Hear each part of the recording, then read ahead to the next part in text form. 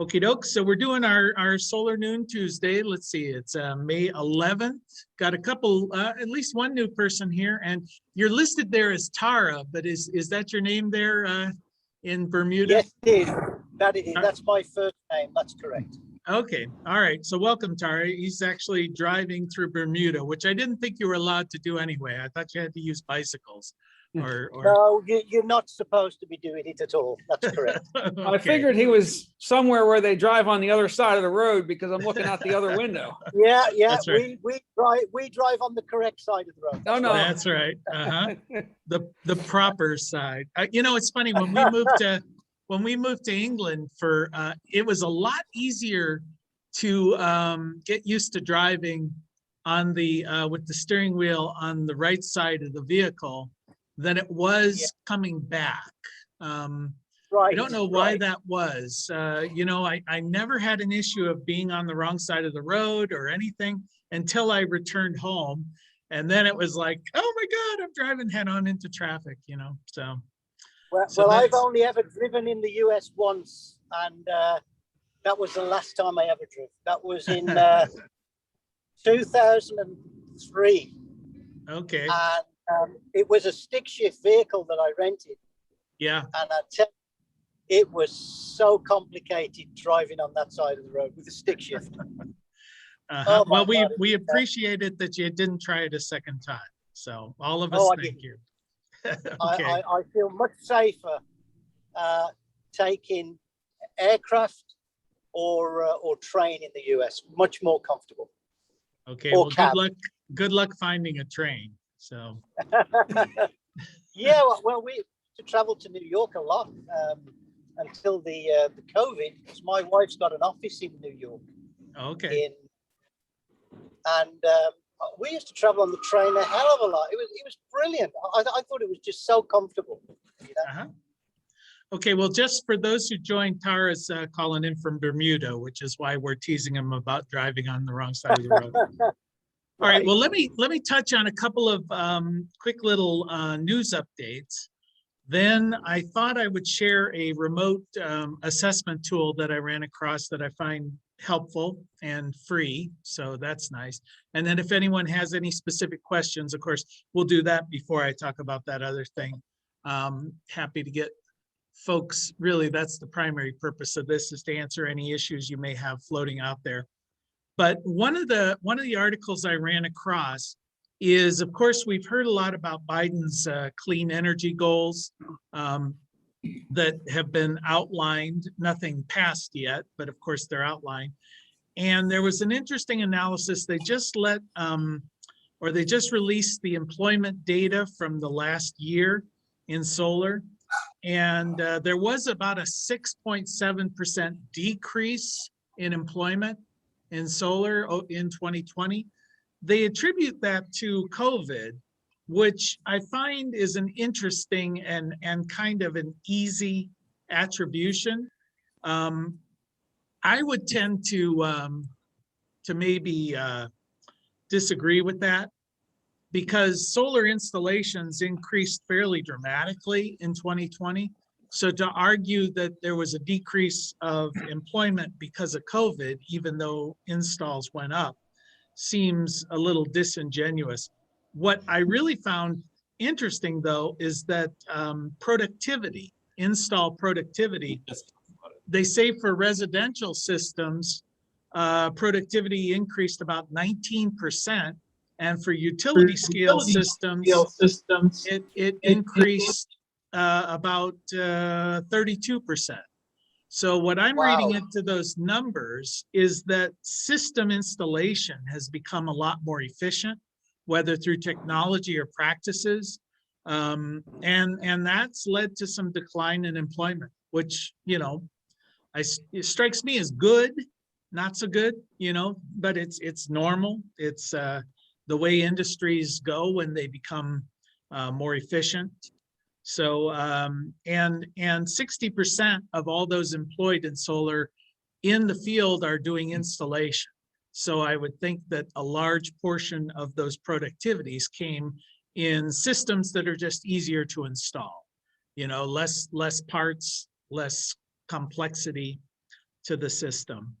Or maybe people are just getting better at it, but I've never seen people improve that quickly, on the job. So they do anticipate that in order to meet Biden's goals by 2035, the solar industry will need to employ 900,000 people, which basically means that the workforce needs to quadruple between now and 2035 in order to meet those. And when I was looking at the graph, it looks like over the next 5 or 6 years, that's where the biggest ramp up comes, which makes sense.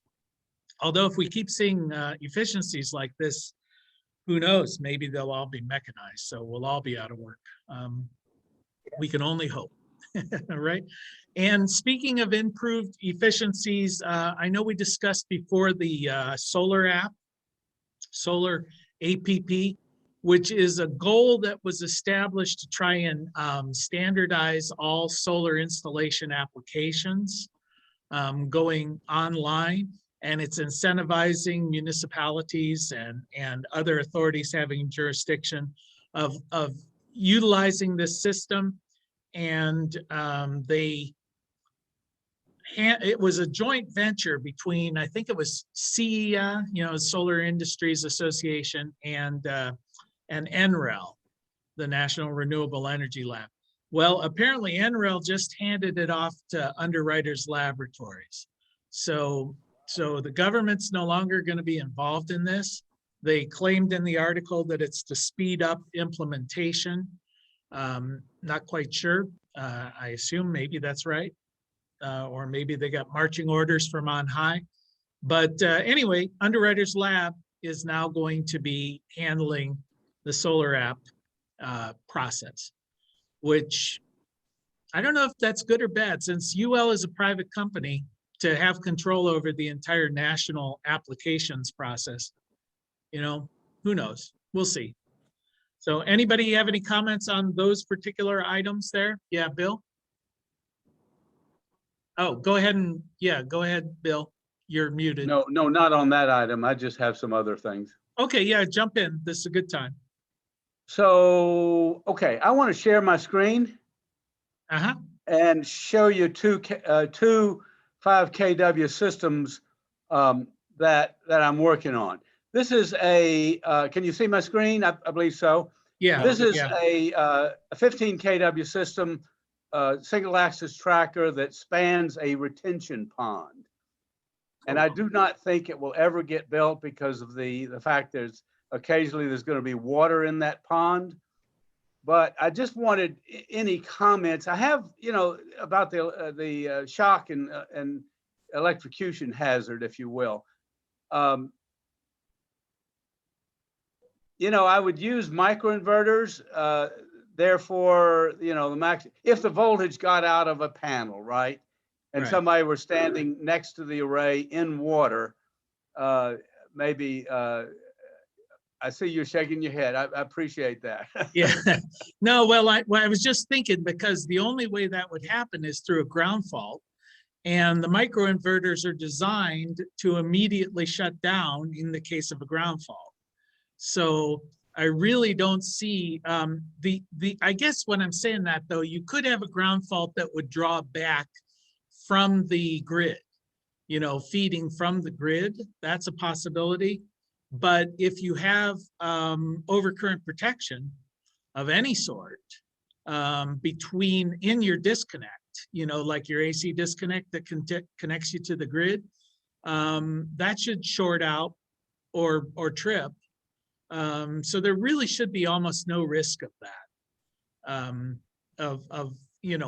Obviously there's always risk of weirdness, but yeah, under any foreseeable, I don't see why that would be any greater risk than a solar array sitting in the rain. I mean, you're not immersing it in water. My opinion is that retention ponds are usually fenced in, so they're not readily accessible. Yeah. So I'll rotate this around. You can see what it is. Let me look at it on this angle. And there's an actuator that's currently not connected that causes it to tilt. Anyway, I'll listen to the recording because I didn't quite understand totally, Jay, your comments about the possibility of an AC, a grid tie induced shock, so to speak, and a ground fault interrupt that would sense current coming from the grid. And maybe we can follow up on this in the future. Right. Well, the other I can expand on that just a little bit. It'll just take a second. But of course, if there's a ground fault and the array senses it, the inverters will shut off. But if there's a ground fault and it pulls power, because of course, power always wants to go the path of least resistance, and power starts feeding into the ground, for instance, then typically the amperage would exceed whatever breaker or fuse you put on your AC disconnect, which would then kill the power coming from the grid. And that would protect that as well. It wouldn't protect it instantaneously like the ground fault interrupt on a breaker or on an inverter would, but it would do it within a second or so, for sure. Well, I don't think this will get past the permit process at all, so I'm not going to spend much more time doing it. I'm going to stop share and share another thing. I'm working on another 5 kW ground mount, and I'm just showing it because I think it's innovative in terms of limiting the cost. Let me go to the home position here. What I'm doing, I've got panels and I'm using iron ridge mid clamps to attach the panels down on in the center row of panels. Again, this is 16 panels. And on the back side, I'll rotate it around. I've got all these columns that come out of the ground with concrete. And then on the back side, I'm actually utilizing the holes in the mounting holes in the panel. And, you know, the goal for this is an absolutely inexpensive system. This pipe is fence pipe, and it's only 60 thousandths of an inch wall thickness. And, you know, in some cases, there would not be a PE that would sign off on this for wind loaded, but so many jurisdictions don't require that, a PE sign off for wind loading. And also I had planned, I might add also to request that the array have a chain link fence with slats on the backside to limit the amount of airflow that comes up underneath the array. And I just threw that out for food for thought. You know, the primary goal again is to keep the cost down, and it can be done. I'm using an SMA inverter here and so on and so forth. Any comments or questions on that? We've got lots and lots of bracing. You can see the lateral braces left and right. And if I look at this on the from here, there's braces just like Iron Ridge does. Yeah. Except this is just squashed PV pipe with a pipe clamp on it to you know, attach it and so on and so forth. Well, you know what might be even cheaper on those angled braces is I've used the top of chain link fence, you know, the little tubing you can go down and get at Home Depot. And then they have attachment caps on either end that you can simply, they wrap around the vertical pipe. So it's a real cheap way of putting some nice solid core bracing into your array. As far as jurisdictional permitting, our location is an example. If it's a ground mounted system, they don't care one way or another. They just say, hey, if it collapses, that's your problem. You know, we don't really care as long as the utility tells you it's okay. You know, obviously you don't want to install something that's going to fall apart or blow over or get, you know, crushed in snow. But yeah, ground mounted systems snow down here. Yeah. Say that. You mean yet, right? Yeah. Yeah, you're right. So anybody else have a comment? Yeah, I came across a interesting website, and I'll have to find it on my other computer. But it was a ground mounted system that the only tool that you needed was a hammer. and I think it was made in Germany, and like it was, I think it was tilt. I think it was a single X, maybe it wasn't.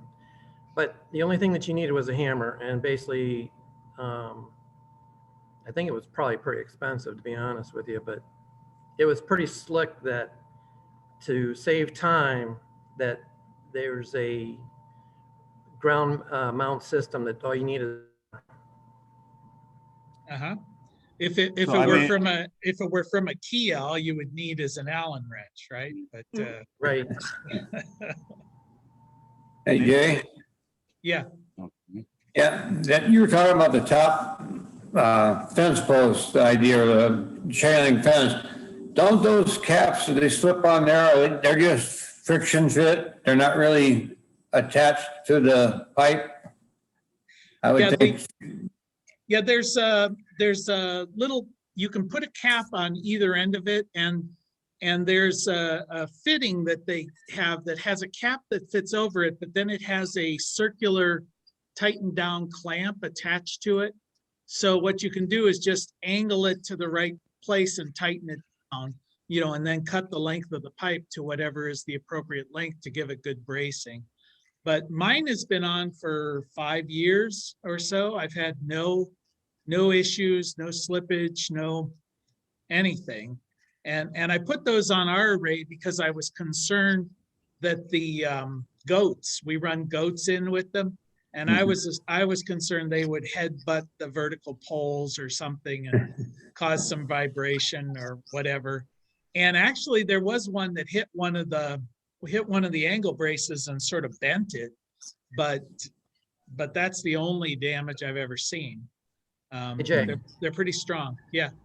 What diameter pipe are you using? For mine, I was using 2-inch, Yes. 2-inch 2-inch. vertical. Yeah. Now I found in Houston that the least expensive thin wall pipe is what's called fence pipe, and it's 2 3/8 OD. Yeah. You know, as opposed to EMT. Yeah, and of course the vertical pipe, you want to make sure it's, I mean, I use Schedule 40. It's pretty heavy duty, and when I installed it 5 years ago, it was like $40 a 10-foot length. Today, with all of the steel pricing, I'd be afraid to look to see how much they cost, because we're seeing some pretty dramatic increases, at least hopefully short term, in the cost of steel. So Menards has 2.5-inch scheduled 40 for, I think it was $140 for 21 feet. Oh, 21 feet. Really? You can buy 21-foot length pipes there? Mhm. I wouldn't want to. I mean, I can't lift them, so. No, that's the standard length for Schedule 40 and all that kind of pipe, 21 foot. Really? No, I get Yes. it. I get it in 10-foot lengths down at Home Depot. So The other thing too those is I can that- manage. The Pardon? other thing too is the 2-inch scheduled, maybe it's thin walled pipe.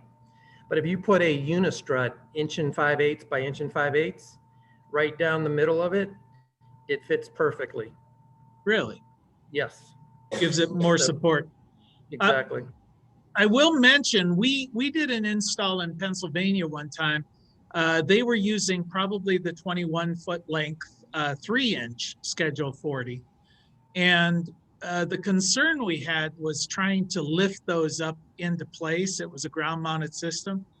And what we ended up doing, he had a Bobcat with a forklift on it. So we actually mounted the caps loosely on the pipe and then just lifted it up and sort of set everything down.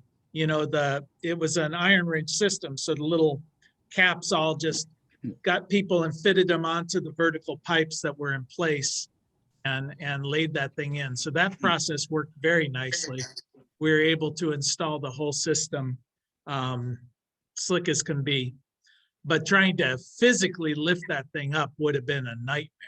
And so the only risk there, of course, is we had to keep it loosely attached to the fork, because if it's too tight, then, you know, there's not, if you're off level or whatever, you might pull something. You had to have quite a bit of give in the system, but not enough that it would fall off the forklift. So that took a little bit of work. All right. Anybody else have anything? Yeah, Jay? Just, I've done 2 round trips from St. Paul to Cleveland area and back since you last saw me. And I'm seeing a couple places where there are solar arrays in the enclosed area of a cloverleaf. Well, there's got to be, how many gazillion of those in the country? And I presume that land is owned by whoever owns the road. Is that, I mean, it would seem like that will never be obstructed by trees. The perfect place to put solar arrays. Is that something that's a deal that you know about? I wouldn't, no, I haven't heard anything, although, is this for interstate? Because you would assume that would be a federal project if it's an interstate system. I mean, most of the roads I drove were interstate, so I figure it was. I don't remember where they were. No, it's good use of the land, although my experience has been anything that you put alongside the road eventually gets hit by a vehicle. So even though it's in the cloverleaf area, it's probably, going to get bashed up at some point. But, that's the cost of doing business. Yeah, Bill? In Houston, the biggest landowner is CenterPoint Energy. They're the ones that run the lines. They, some of the easements are 20 miles long and just huge amounts of area. And at some point, if we ever get serious about installing renewable, and not only that, I like to throw out, each house has usually a 200 amp service. 200 times 240 volts is 48 kW. So it cannot be argued that the infrastructure is not in place to feed the power back to the grid. Does that make sense? Yeah. I know it sort of touches a little bit of what we talked about, I think, a couple of meetings ago. The folks who argue that you need a huge land mass for solar, are missing the point, because this is truly a distributed energy system. And of course, my glib answer is always, if everybody drove a car, we'd have to have a parking lot the size of Montana. It doesn't work that way, right? People park where they are. People put solar where they live, at their business. So it is a distributed source. But I suspect that the technology will change to the point where all of these panels we're looking at today are going to look as cumbersome as an 8-track tape player looks compared to an MP3 player, or the 8-track tape.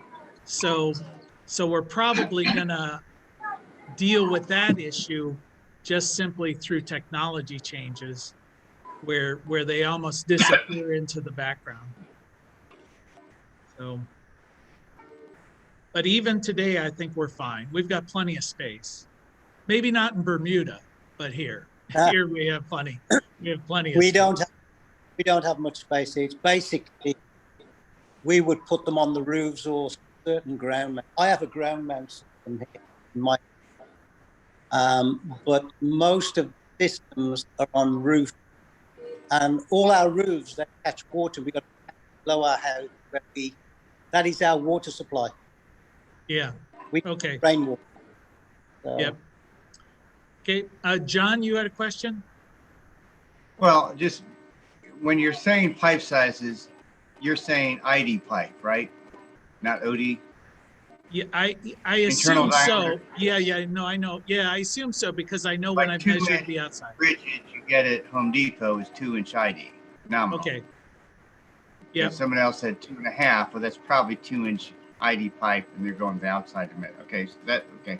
And the other thing too, in terms of, although it is true we all have 200 amp services on all these houses, in terms of actually being able to send that backwards, the infrastructure is really not there. It really doesn't equate like that because of the load diversity coming in. I mean, it's probably 2/3 that or half that, but still plenty enough to do an average system. But if you really look at what the power company does, You know, like we might have a 400 amp service with 500 MCM or 600 MCM copper wire, and they'll run a number 2 aluminum to it. You know, so it really isn't, you can't really just say we have this size service, we can then inject this many kW backwards into the grid. I mean, it's a lot, but it's not equal to the size of service.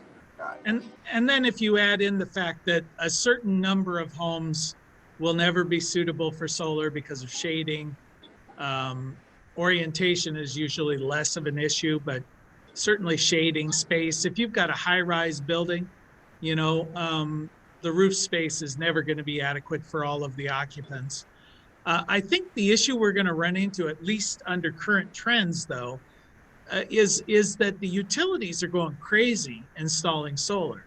You know, largely because the cost benefit is so dramatic to them. They've been used to dealing with systems where if they installed a coal power plant, it took them 40 years to recover the investment of the installation. And now they're looking at 2 or 3 or 4 years recovery time on a solar array. So they're looking at that going, hey, you know, let's just dump out there as many solar arrays as we can possibly do. And what you're going to start to see are stranded assets in the terms of their natural gas peaker stations that they've been putting out there because they went through that same crazy buildup period. And from what I understand with regulated utilities, they get a lot of subsidy money for building plant. So they're always wanting to expand.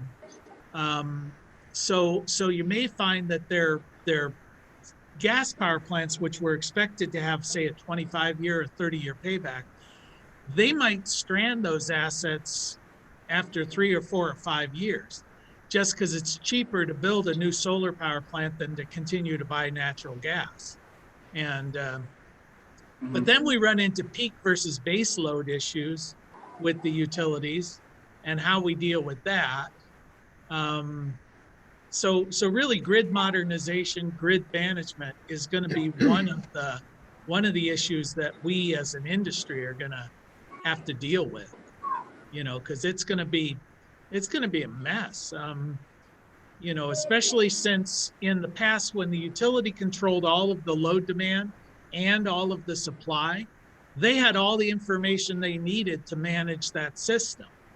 But more and more, they're not controlling the supply, and they're also not controlling load demand because a lot of the load demand is hidden behind the meter. When you have a distributed energy system, you've got load that's being supplied by the local utility, by your local PV array, but the utility doesn't know how much that is. So for instance, if the grid goes down and your system shuts down, then there's a 5-minute period when the grid reorients itself, you know, is back up and running, that 100% of the load has to be serviced by the grid, but they don't know what that load is, you know, so they've got to change all of their ways of estimating what load demand was, is, will be, you know, and that's going to be a big challenge. I think we're in for interesting times. Yep. Anybody have any other comments? Yeah, Jay? Just a quick question, just thinking about this gasoline terrorism, you know, the shutdown of the gas supply from everywhere to everywhere. That certainly could happen with the grid, I would think also. And is there going to be a way to re-island the grid so that you can sort of quilt-like bring it back up again, which it might address what you just said? Yeah, it's, you know, I've read a lot of things. There's an interesting book, I forget what it's called, something like The Future of Crime, talks about cyber hacking and everything. The people who really know this stuff, the thing that they're most worried about is the vulnerability of the electrical grid. It's a joke. And almost any 14-year-old could go in and hack into the electrical grid and cause massive disruptions. In fact, there was a situation in one of the black hat conferences a few years ago where they met in Las Vegas and all the hackers get together and they talk about how to hack things. The guys on stage hacked into Florida's utility grid and took total control over it in 5 minutes while they were presenting on stage. So that was interesting.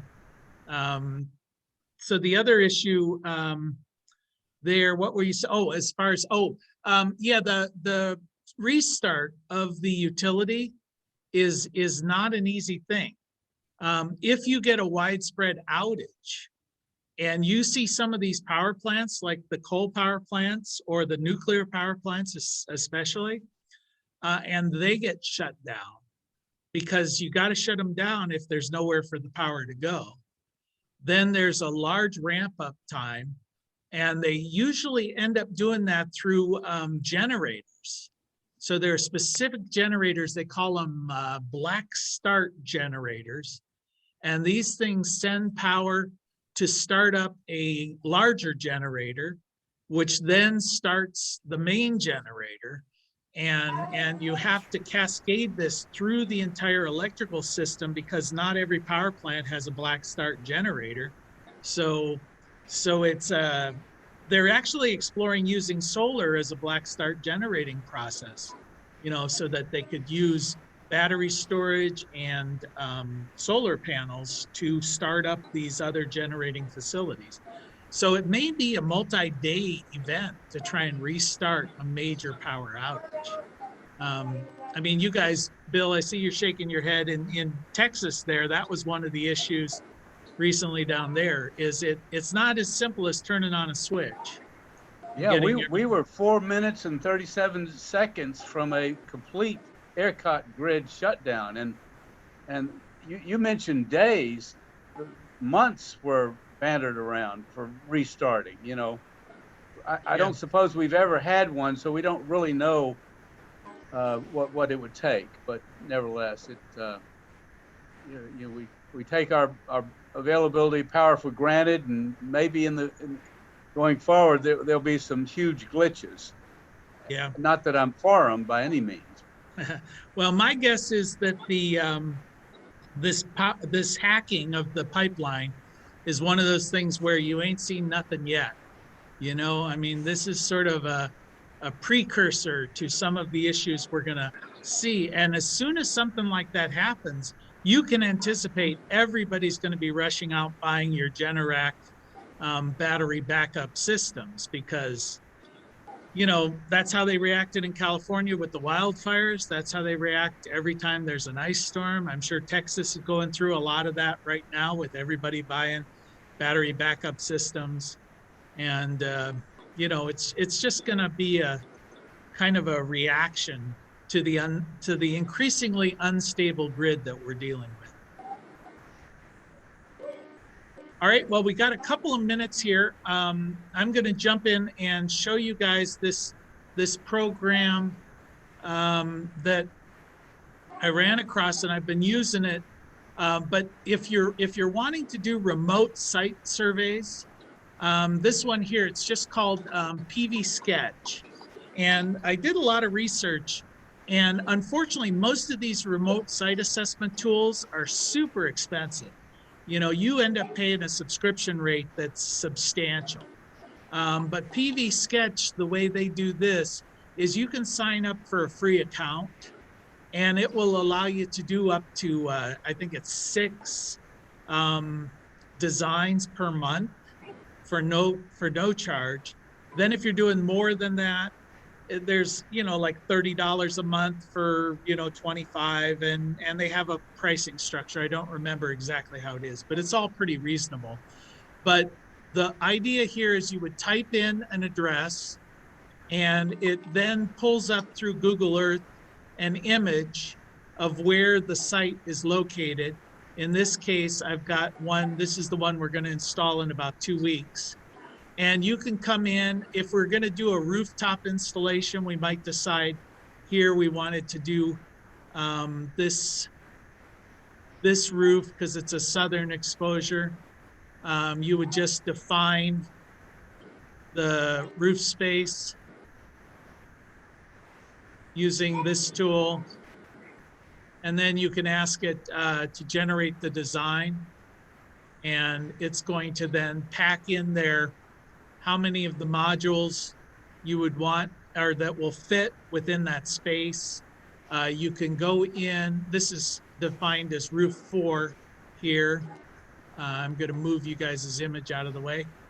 You can put in obstructions if you want. You can put the slope in. So let's say this is a 20-degree slope. It'll usually ask you to put how many feet it is off the ground, if there are setbacks, things of that nature. And then if you want to, I know that there's a way you can go in and change the materials.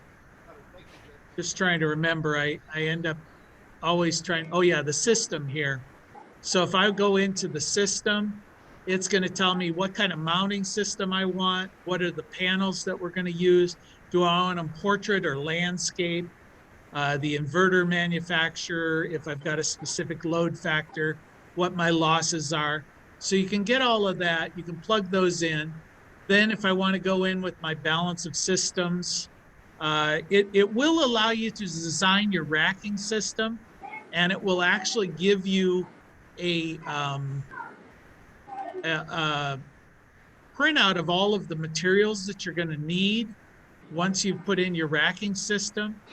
So if I wanted to see a report, the PDF will come up and it's going to download it. When I go to open this report, are you guys seeing the PDF report, or do I need to stop share? And I think I need to stop share. Okay. It says No PDF. Yeah.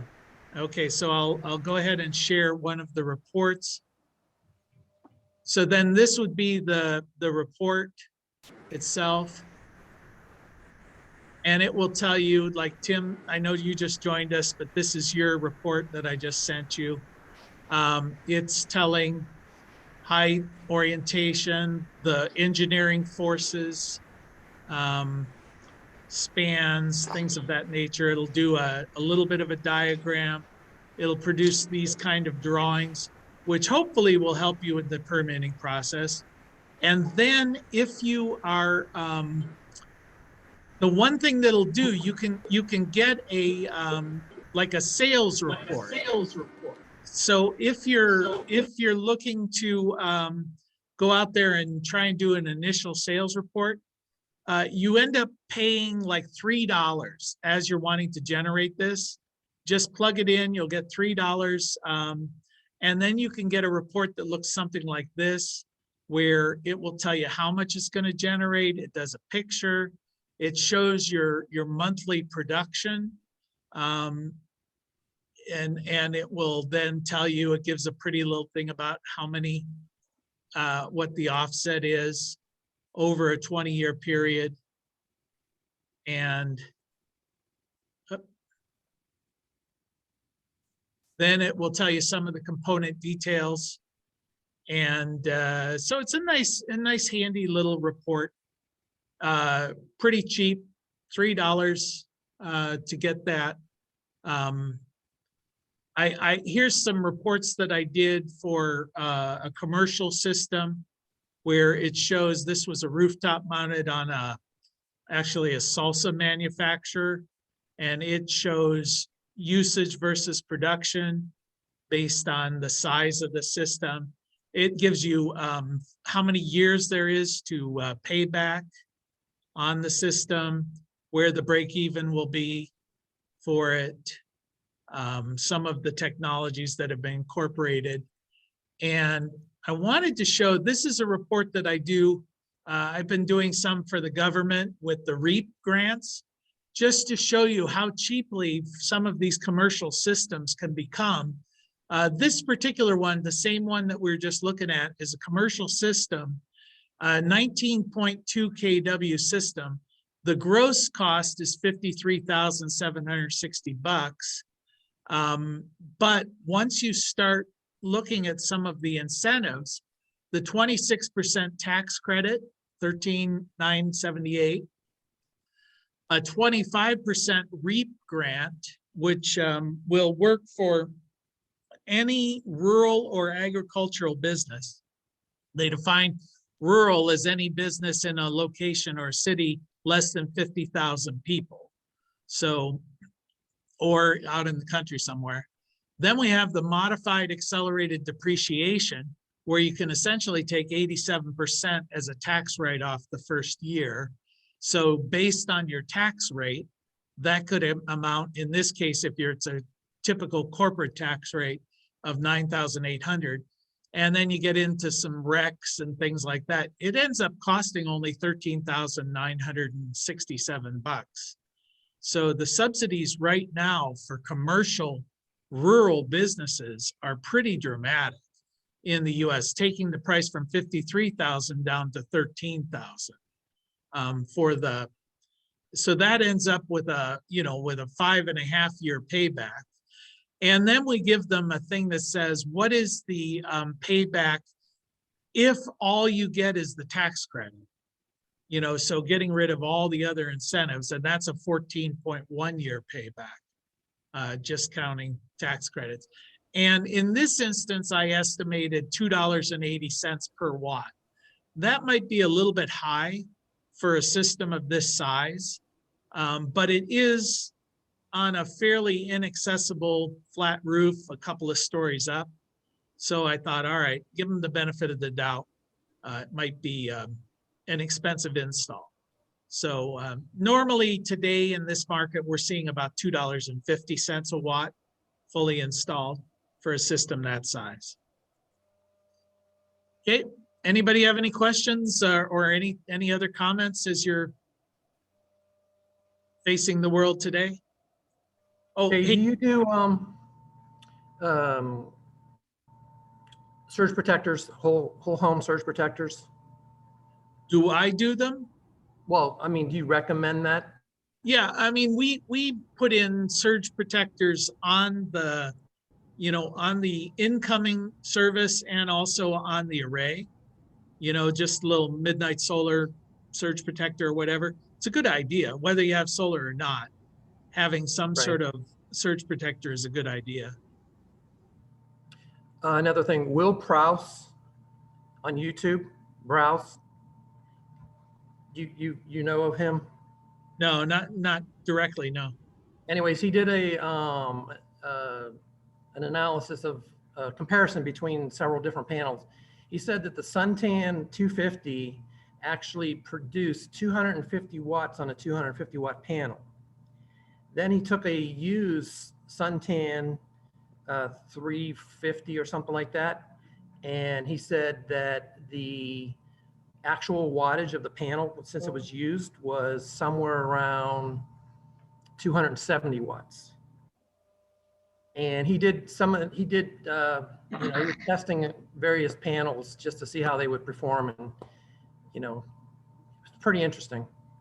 Okay, yeah, I mean, they always talk about a 5% or 0.5% per year loss of power over time, as part of your warranty. But there's not really been extensive testing to see if that's too high, too low, about right. I suspect it's also dependent upon conditions. Okay, yeah, John, you're muted there. Yep. So with all these various different credits, are any of them ending soon? Are these going to be there for a while? Is there an incentive to jump on something for the sake of a credit? Well, the big one is the federal tax credit, the investment tax credit. That one is good for, I believe, another, is it 2 or 3 years? Two more years at 26%. There is, and then it will phase down like to 22% and then go away for residential. For commercial, it's slated to continue. But the Biden administration is talking about trying to make it permanent. Whether that happens or not, hard to know. but at least 2 more years. The REAP grant is part of the Farm Bill, and that's been around for a good long time and seems to have pretty good bipartisan support. So I don't see that one going away. I think this Farm Bill has still got like 4 years to go on it. So that's going to be around. Accelerated depreciation's been around for a long time. That's going to stay. Jay, I think that's expiring pretty soon. It is, really? Yep. Accelerated depreciation on everything or just on solar? On everything. I mean, it's 100% depreciation is not the standard, Jay. That's been in a couple of years, but that's not the historical standard. Yeah, well, I know, but it's something that I think, if put to the test, would probably be renewed. Yeah, that's something that could be extended, but it's one of this. There's a whole bunch of these things that fall off because to make it fit into the 10-year window, a lot of these benefits fall off after a couple of years. Yeah, I know. So that would be then straight line. I mean, the minimum would be straight line depreciation. So you still get accelerated. It's always double declining balance, but. Oh, okay. Yeah, and that's how it is for the state. For the state tax purposes, there is not a, and it's over a 5-year period, and it's really cumbersome. So, right. So there'll be, but yeah, being able to take 100% in the first year is a luxury. So remember also that all these credits and depreciation, not the grants, you have to make money. They're not refundable. Yeah. So it's people forget that sometimes. You know, you have to make enough money to make it work. Yeah, I get some people who are retired who's saying that's not fair. I don't pay taxes, and I always say, yeah, that's not fair. You don't pay taxes. Yeah. So yeah, John, you had a question there. In all these depreciations and stuff, I see there's a division between residential and commercial. Yes. Is there any way to craft a business at your property? I mean, how do they define that? Like a self-employed electrician as myself, who has a shop at his own property. See what I'm saying? Yeah. I think the profession, there's some way to worm that in. Yeah, I don't want to get into accounting as far as depreciation, because that's a whole tax thing. But I do know, as far as the REAP grant, if your business is separately metered, then they will treat that as a business. And if you put the array to that meter, then that would qualify as the REAP business, the 25% grant. Currently, residential is acceptable for the tax credit the same as business. So those two main ones would happen just by simply metering your own business with 2 separate meters.